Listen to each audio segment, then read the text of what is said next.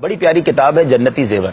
اس کے اندر بڑے پیارے انداز میں قرآن پاک کی صورتوں کے فوائد لکھے ہیں. ویسے تو قرآن کا ہر لفظ رحمت ہے, نیکیوں کی برسات اور رحمتوں کی برسات ہونا شروع ہو جاتی ہے اگر آپ تلاوت قرآن کریں. مگر یاد رکھیے, اب غور سے سنتے جائیے گا, ہو سکے تو نوٹ کیجیے گا.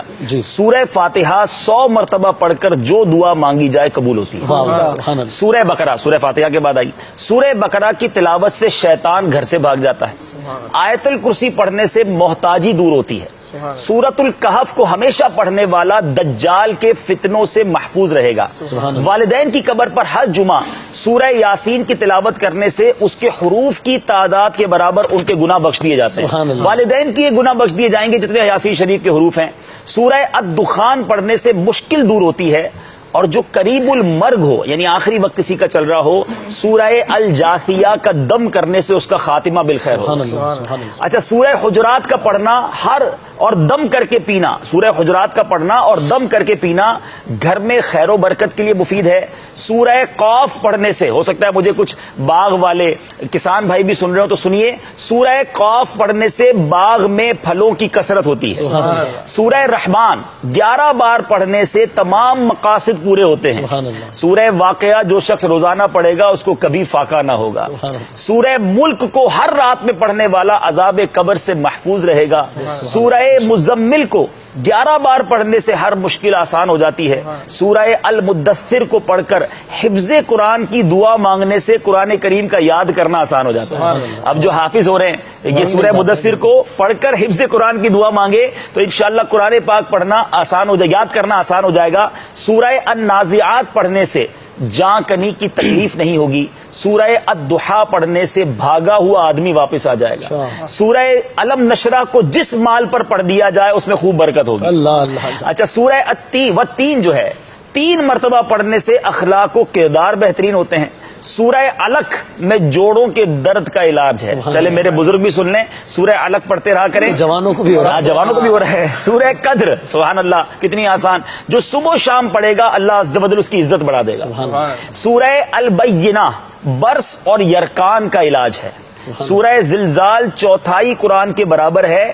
جس آدمی یا جانور کو نظر لگ گئی ہو اس پر سورہ عادیات پڑھ کر دم کرنے بہت مفید ہے. سورہ قارعہ پڑھنے سے بلاؤں سے حفاظت رہتی ہے. سورہ تکاثر کو 300 بار پڑھنے سے قرض جو ہے بہت جلد ادا ہو جاتا ہے. تو الہاکم التکاثر 300 بار پڑھ لے, بہت سارے لوگ قرض میں ڈوبے ہوئے ہوتے ہیں. اچھا, اور سنیے سورہ قریش, یہ میں نے امیر علیہ سنت کا معمول بھی دیکھا ہے کہ سورہ قریش جان کی حفاظت کے لیے مجرب ہے. آپ کو کبھی رات کو آپ جا رہے ہیں ایسے علاقے میں ہیں, آپ کو فیل ہو رہا ہے کہ آپ کو کچھ خطرہ ہے, تو سورہ قریش پڑھنے کی عادت ڈالیں, یہ بڑا زبردست وظیفہ ہے. سورہ ماعون بڑی مشکل کے وقت پڑھنا بہت مفید ہے.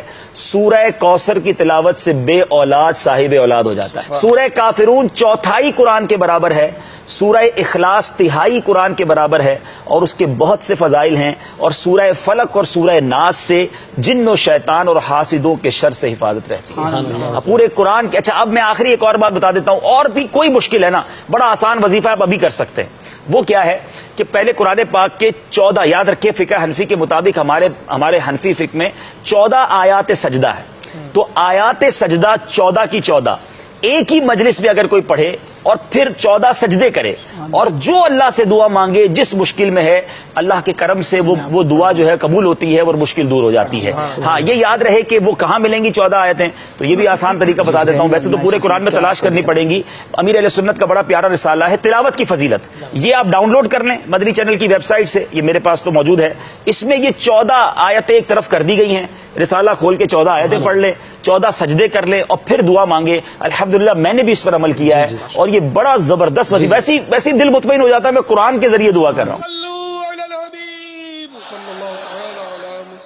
مجھے اپنی اور ساری دنیا کے لوگوں کی اصلاح کی کوشش کرنی ہے انشاءاللہ.